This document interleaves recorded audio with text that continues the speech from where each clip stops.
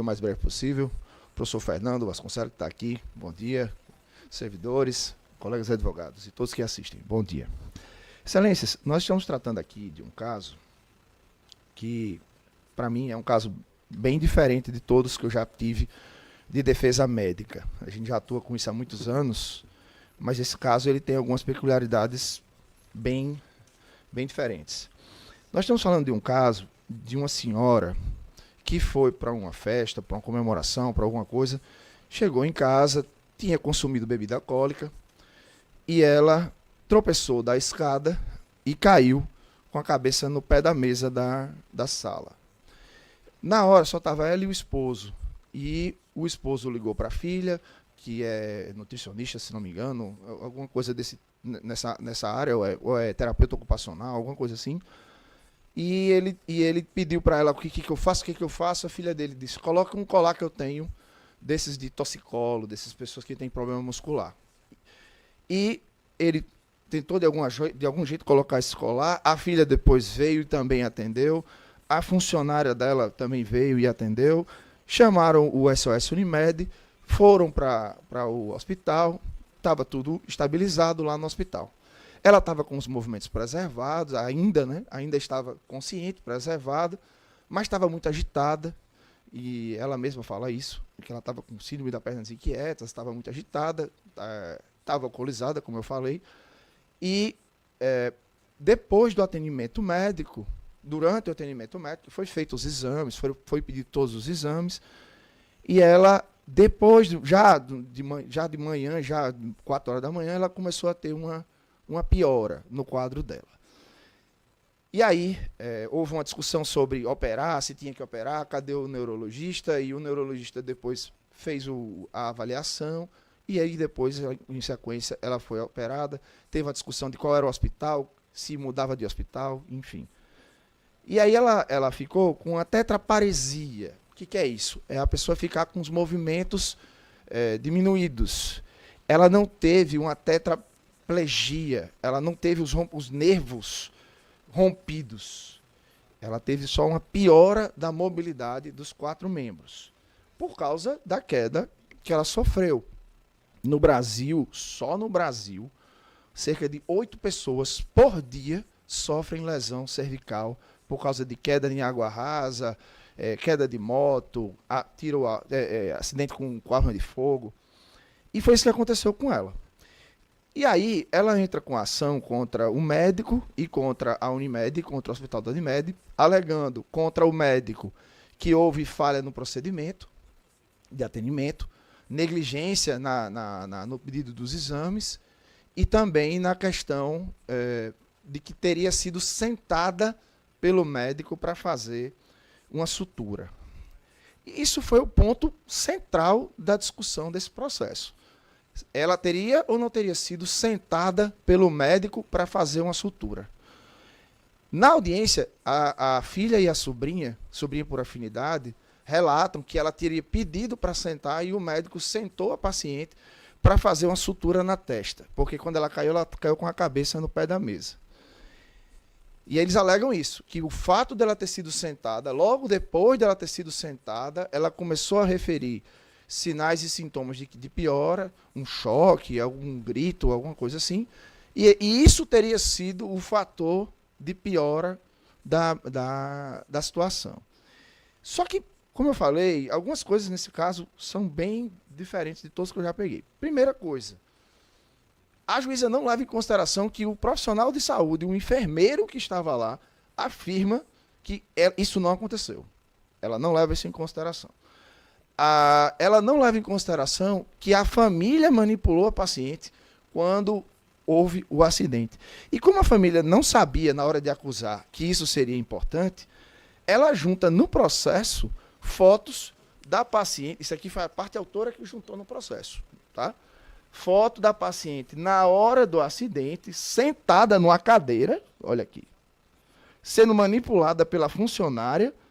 Ela acabou de sofrer um acidente, sem colar cervical, entendeu? E manipulada sentada.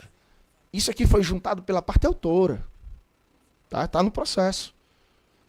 E aí, quando chega na perícia, O perito ele é categórico, e ele é um médico que está fazendo uma assessoria para o juízo de forma imparcial. Nós temos assistente técnico do processo, nós temos laudo médico no processo dando total razão ao meu cliente, mas nós temos um médico perito que atende a juíza e diz: o fato dela ter sido manipulada na hora do acidente pode ter sido fator de piora. Pode ter sido fator de piora. Mas a juíza não leva isso em consideração. A juíza acreditou na palavra da filha e da sobrinha, não leva em consideração a palavra do enfermeiro, que, na minha visão, é muito mais testemunha do que elas duas juntas, e entende que houve uma piora por causa do atendimento médico, apesar do perito dizer que todo o atendimento ocorreu do jeito que deveria ser. Não houve negligência, não houve imprudência, não houve imperícia, não houve falha de protocolo, nada. O perito apenas faz uma resposta dizendo assim: realmente não é protocolo sentar a paciente. O paciente não deve ser sentado.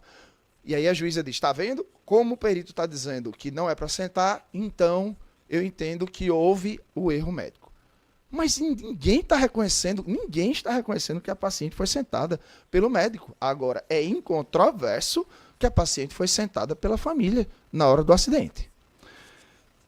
E ainda tem outra coisa. Não foi feita a tomografia logo na hora que deu entrada. Não tinha neurologista na hora que deu entrada. Mas a gente tem que lembrar que a paciente foi atendida por um médico especialista, ortopedista, especialista em traumatologia, servidor, inclusive, do Valfredo Gugel, com mais de 30 anos de experiência. Ele se formou em ortopedia em 95. Não é lógico que um médico sente uma paciente para fazer uma sutura na testa. É o mesmo que esperar dizer que um juiz prefere escrever na parede do que no computador. Porque sentar uma paciente para fazer uma sutura não tem a menor eficiência. A paciente está lá, bamba, ela estava alcoolizada, aí o médico vai ficar tentando achar o lugar de suturar.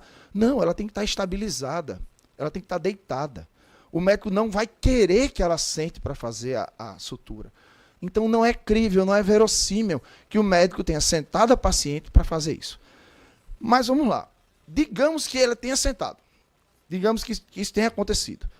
Isso é a causa do dano? Isso é a causa do problema? Não. A gente tem a tomografia. A tomografia fala que houve fratura cominutiva, luxação cervical e anterolistese. O que é isso? Fratura cominutiva é o osso estraçalhando, o osso da vértebra, da coluna, estraçalhando. Luxação cervical é um deslocamento da vértebra.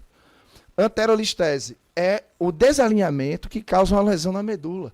Ou seja, não tinha como qualquer manipulação depois salvar, ou não manipulação, salvar essa paciente.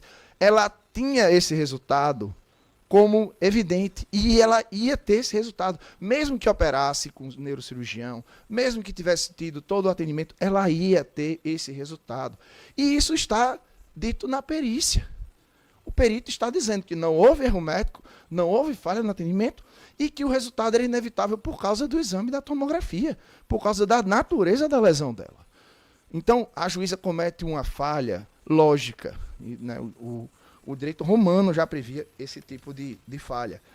Quando ele fala da falha lógica post hoc ergo propter hoc. Ou seja, se aconteceu depois, a culpa é do que aconteceu antes. Não funciona assim. A juíza está dizendo que depois, como ela piorou logo depois do atendimento médico, então a culpa é do médico. É o mesmo que dizer que uma senhora que entrou no banheiro do banheiro público, o banheiro estoura o cano, a água inunda, ela chega para o SG e o SG faz: a culpa foi sua, o que foi que a senhora fez no vaso? Não, eu não tive culpa nenhuma. Então, a piora da paciente foi por causa do quadro dela. E a juíza, ela, com todo respeito, né, ela comete essa falha lógica porque ela não conhece a fisiopatologia de lesão medular. E o perito conhece. O perito falou que não houve erro, mas ela presume que sim. Eu acho que meu tempo até já acabou. Obrigado pela atenção. Eu vou passar a palavra para a minha colega. Muito obrigado.